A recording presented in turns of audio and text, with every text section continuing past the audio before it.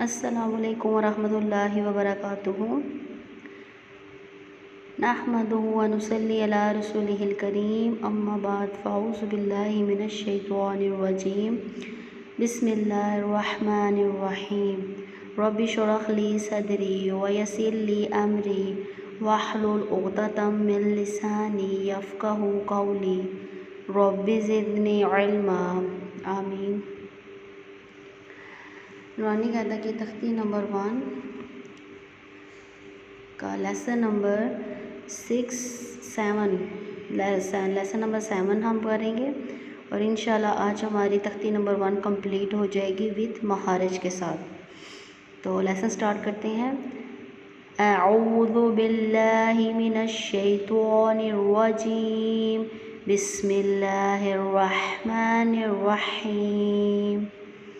الف با تا ثا جیم۔ ثا پہ آپ نے زیادہ پریکٹس کرنی ہے، اس میں سٹی کی آواز نہ آئے۔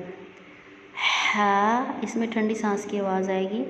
خو، دال، رال، را، زا، سین۔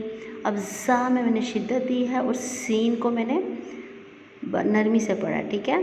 یہ آپ کو میں اس لیے بتا رہی ہوں کہ یہ اکثر غلطی ہوتی ہے، تو اس میں آپ کو میں تھوڑا تھوڑا ریوائنڈ کروا رہی ہوں مخارج، ٹھیک ہے۔ پورا مخارج تو یہ نہیں ہے، لیکن جس میں مین ہوتی ہے نا، آپ وہ چیز بھی یاد رکھیں گے تو اس سے بھی آپ کا پرفیکٹ ہو جائے گا۔ شین، صاد، ضاد، طا، ظا، عین، عین۔ اس مخرج پہ بھی آپ نے فوکس کرنا ہے، یہ خلق کے بیچ سے ادا ہوتا ہے، ٹھیک ہے۔ غین، فا، فا، ٹھیک ہے۔ آج ہم پڑھیں گے قوف۔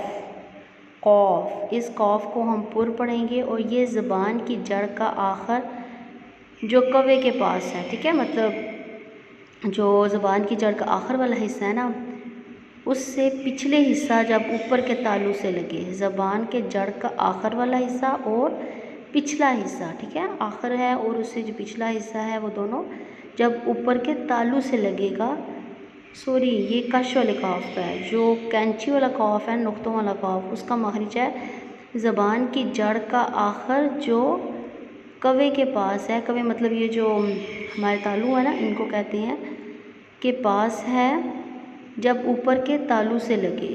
ہائے ہائے غلط پڑھ